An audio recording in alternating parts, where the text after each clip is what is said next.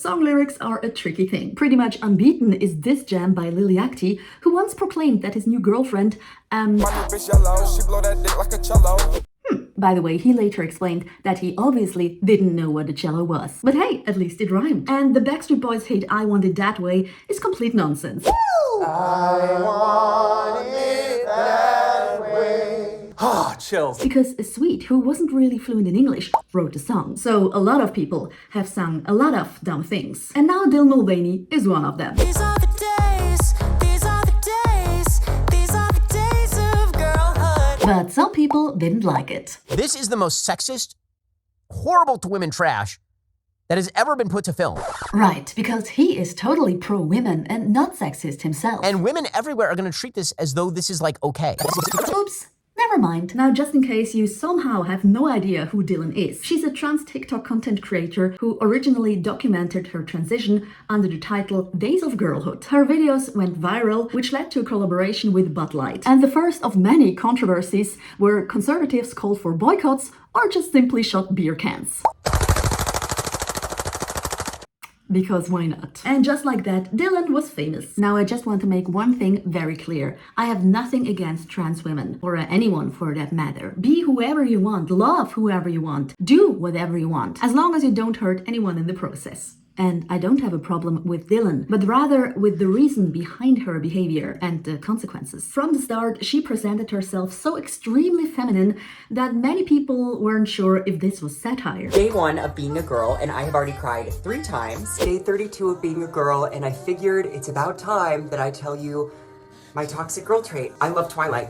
Day 46 of being a girl, and hopefully no crying today. I'm on the way to the car dealership to get my oil changed. I am a girl that proudly drives with the check engine light on. Day 75 of being a girl, and I've been carrying around tampons and pads for the past 2 months, but I've actually never opened one up. So let's do it. Woohoo!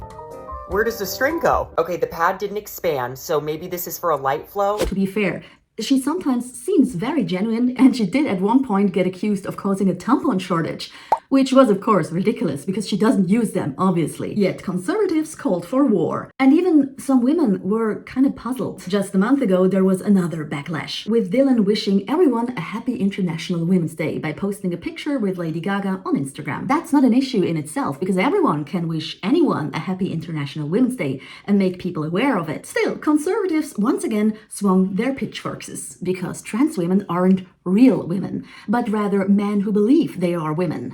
Right. But some women and trans women were also annoyed by the post. One comment by a trans woman captured perfectly why, writing that Dylan basically wanted to highlight trans women rather than include them. And that is exactly it. It seems that Dylan does all of this, at least in part, intentionally. There is some provocation. Why else would she think absolute nonsense in Girls of Girlhood?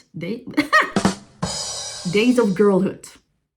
I mean, I can't imagine anyone being serious about this, branding women lazy, slutty idiots, and expecting people to like it. So this isn't about women or acceptance, but about attention.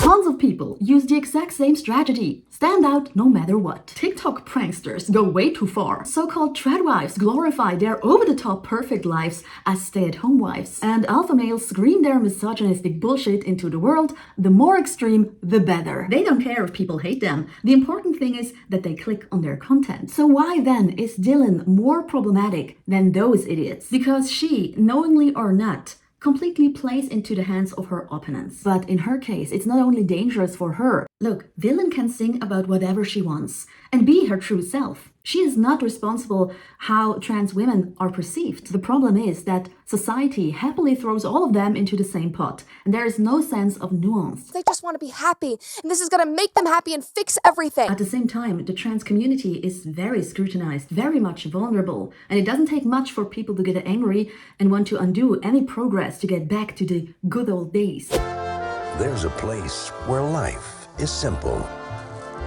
People are perfect. For example, about a year ago, there was a tweet by the Transcultural Mindfulness Alliance claiming that Aretha Franklin's song Natural Woman should be removed from Spotify and Apple Music because it's apparently offensive to the transgender community by spreading harmful anti-trans stereotypes, as there is no such thing as a natural woman. Turns out the tweet came originally from a satirical account, and there is no Transcultural Mindfulness Alliance. I had to write that down. Still, this news went viral, spreading some hatred along the way. It's time to say enough is enough. I stand with Aretha Franklin.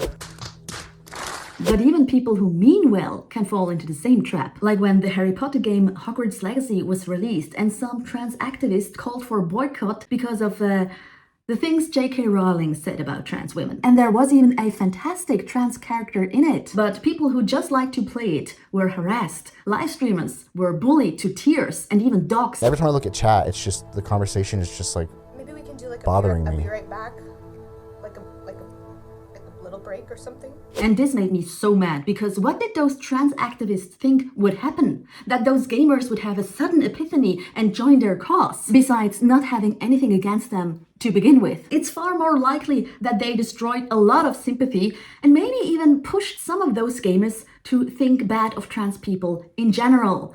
And made them join the dark side. Look, I don't want to be against them. We're generally on the same team. So back to Mulvaney. A lot of people sing dumb things and a lot talk shit online. The difference is simply that other people aren't part of a vulnerable group with little political power. And Dylan recently said herself that she's aware that her actions affect more people than herself. I think the theme of this last year was pain, because I was trying to protect myself while also realizing that my actions could directly affect a lot more people than just me. But then she also said, and I've also learned that I'm a little cringe, and I'm kind of owning that. Like, someone posted a photo of me and captioned it, "Dylan looks pretty, but she's still annoying. The hormones can't fix that."